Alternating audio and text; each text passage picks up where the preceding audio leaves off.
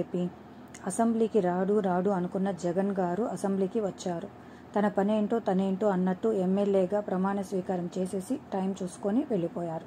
మన సీమరాజా గారు చెప్పినట్టు సీమరాజా గారి మాట కాదనలేక జగన్ గారు అసెంబ్లీకి వచ్చినట్టున్నారు.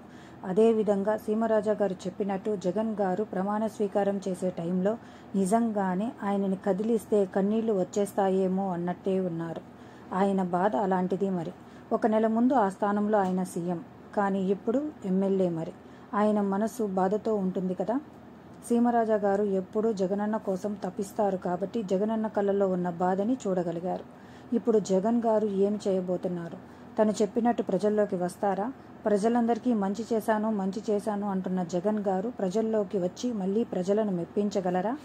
ఇంకొక విషయం, జగన్ గారు ప్రమాణ స్వీకారం టైంలో జగన్మోహన్ రెడ్డి అనకుండా జగన్మోహన్ అన్నారు అని సీమరాజా గారు చాలా ఎక్కువగా ఫీల్ అవుతున్నారు.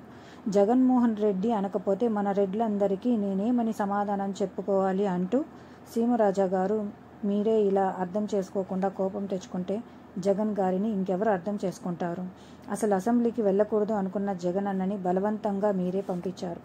ఏదో కొంచెం తడబడ్డారు, దానికి మీరెందుకు ఇంత కోపం చేసుకుంటున్నారు?